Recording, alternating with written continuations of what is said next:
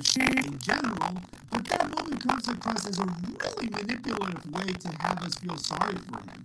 I've said this before in my review of Home on the Range, and I'll say it here. Disney's Home on the Range? I feel sorry for this character when that said character is nothing but an annoying, hypocritical, backstabbing wanksack king.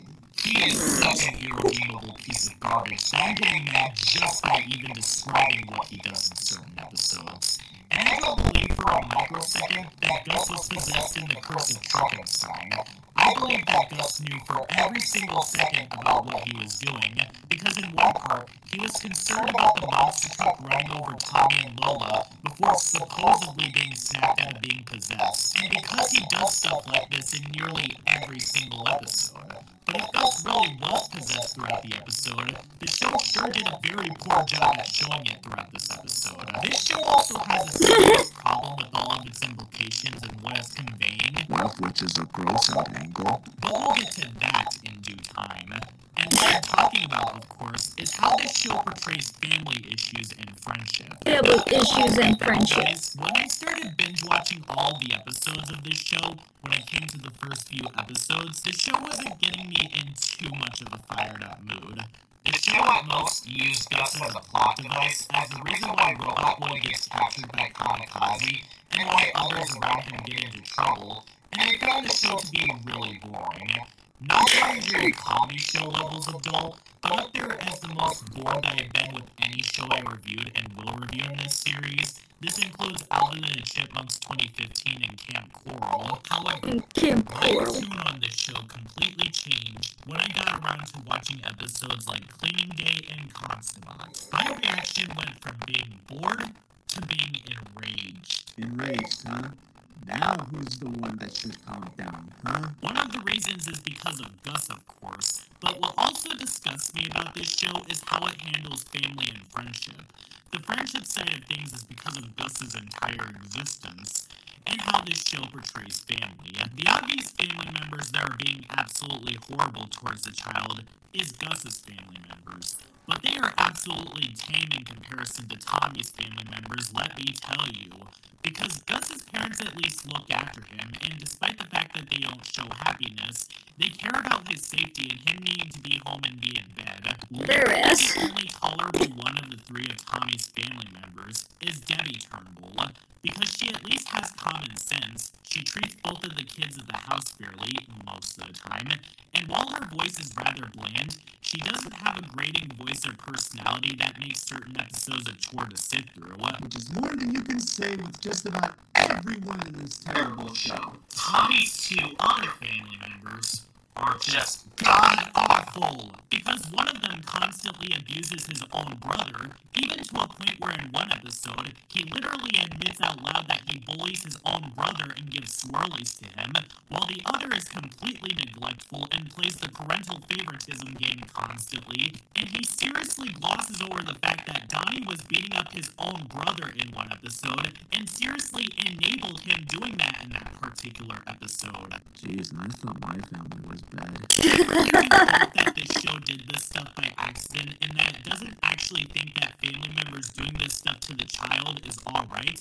Because if you've been through all the stuff that Tommy has been through in this show, constantly getting beaten Yes, up, you could argue that Hey Arnold also did that with Big Bob and how he played parental favoritism with Helga, but Hey Arnold knew. Seriously triggering and offensive, and the fact that this show doesn't see the problem with these things is just wrong on so many levels. Especially when all of them, including Debbie in the episode Cleaning Day, seem to not have any respect towards Tommy's personal space or property whatsoever. Seriously. It makes me hope that either Anxiety. is taken by Debbie away from these two, and Debbie and Dwight, Tommy's neglectful father, Oh. are divorced.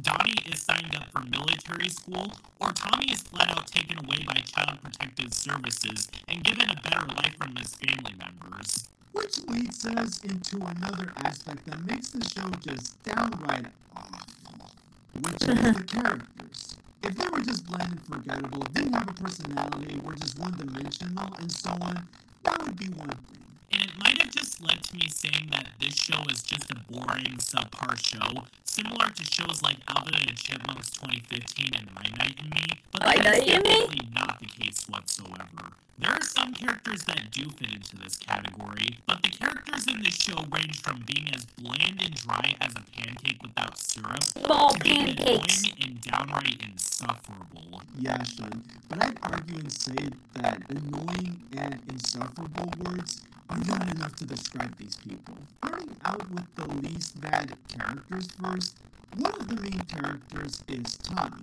He is very dull. He pretty much comes across as your typical kid who just so happens to be a fan of Dr. Machimo and is kind of good with computers. Just a blank slate for all of us to see ourselves relating to him. Though, considering the stuff that he actually goes through in this show, you wouldn't be able to see yourself as him. He's pretty much just Arnold from Hey Arnold. And Hey, he has Arnold. personality, charm, and intelligence with him. And boy, let me tell you, some episodes, he can be really stupid. He would be smart in one episode and would be downright stupid in the next. Although, even though I do find him bland, by default, he's one of the only tolerable characters in this show because of how much he has to put up with. Having a parasite of a friend treating you like garbage, 2 out of 3 of your family members treating you horribly, and being put in a situation where you might have 2 bad guys getting a hold of something you were put in charge of, can have very long-lasting effects on you, especially at a young age. It gets up to a point where I feel sorry for him. You may feel that way about him, Sean, but because he's stupid and inconsistent, he ain't getting sympathy from me. No, sir. You'll get no sympathy from me. That was a quote from Ike from Fire Emblem. And that's putting it mildly. Mainly because even though he speaks like a brain-dead retard who doesn't know English correctly, and Robot Girl also suffers from this as well, Robot Boy is, at the very least, not annoying. And he did have some potential for character growth throughout the entire show, and it could have been done considering how much Robot Boy's like, I want to be real boy. Robot Boy might be real. Now you understand why I threw Pinocchio in the blender. In a similar way that Spot from Teacher's Pet had a large amount of character growth, it was just completely thrown out the window here because of how much this show's execution doesn't make any sense. I guess dogs in the cartoon universe are Puppies and robots. I don't know, it's really stupid. There's also this other main character named Lola. She is also very good. Her voice is Lola. kind of mismatched, if I'm honest. She kind of looks like a rejected Powerpuff Girl, and there's not much I could really say. Powerpuff Girl. Because most of the time, she's just there and doesn't do nearly as much stuff as Tommy and Gus, despite the fact that she's supposedly rich and has a father who's like an ambassador, if I'm not mistaken. Whenever Lola and Tommy are together, it's mostly done to show that she has a crush on Tommy. And yeah, that's pretty much it. But now, let's get into the really good and insufferable characters. And this character in particular sticks out like a huge sore thumb compared to Tommy and Lola. I speak none other than Gus. I hate Gus. I'm not even going to hold my feelings back. Spoiler bonanza from the Cat in the Hat video game. Every fiber of my being. Let it out, Johnny, just let it out. I'm too exhausted to even yell at this point. Definitely not the worst character in all of television or media, but he's one of, if not the worst child characters that I've ever seen in animation. And definitely holds a spot for being the worst out of all the characters of the shows that I have and will review in Sean's network reviews, without question. I thought that Rudy from Kuku Harajuku, Lionel from Thundercats Roar, Jerry, Spike, and the owners from the Tom and Jerry Comedy Show, and Ollie Allen from Ollie's Pack. Ollie's Pack. But oh god no, those characters don't hold a candle or even come close to the amount of bad that Gus Turner from this show holds. This is a showcase of how a character could go wrong. Gus has 4 very major problems that, while they are simple, they make him downright insufferable to be within miles of. His voice, his general lack of care towards anyone else but himself, his infuriating stupidity, and how absolutely scummy he is towards Tommy and to the world around him. Let me say this. And speaking about the voice, Gus sounds like Eric Cartman trying Eric Cartman from South Park? Gangsta in the hood, shooting grips and bloods. Gangsters in the hood. Really annoying. In every single episode, and I mean this with no exaggeration, every single episode, Gus either says something stupid at the worst possible moments, his ego gets so large that I get annoyed just by watching him on screen, and the ways that he treats Tommy in this show is absolutely despicable. This show likes to claim that these two characters are supposed to be best friends, but for seeing their reactions on screen towards each other a lot of the time, these two are definitely not friends. A lot of their reactions consist of Tommy either being irritated by Gus and him just taking it like a piece of wood that can't defend itself, while Gus completely takes advantage of him, gets himself and Tommy into hot water, and generally treats Tommy absolutely horribly. Wow, son, you don't have a lot of gas in your tank to light a fire like me, don't you? Who do you think I am, Jim? The mysterious Mr. Enter? The mysterious Mr. Enter. This show has the same idea of friendship that the movie Reanimated had, where between two friends is one being absolutely horrible, while the other is a blank slate that gets pushed around and they just take it.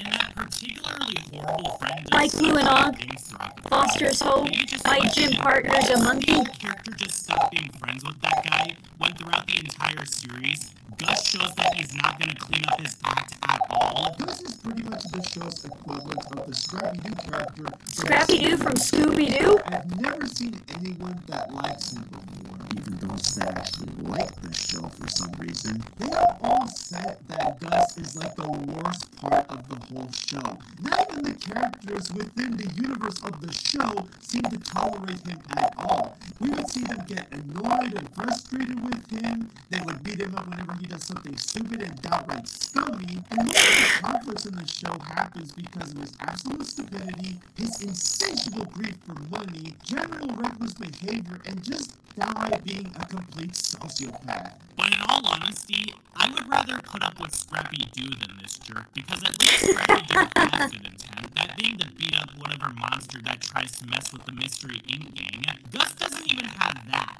Don't believe me?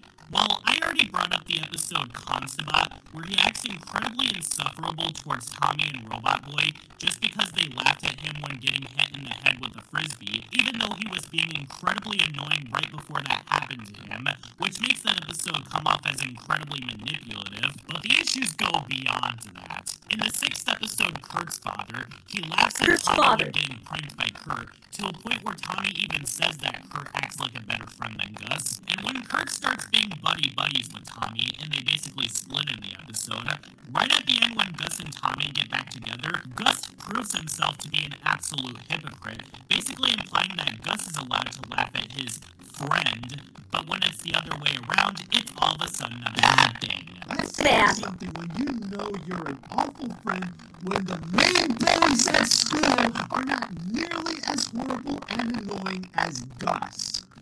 What does that say?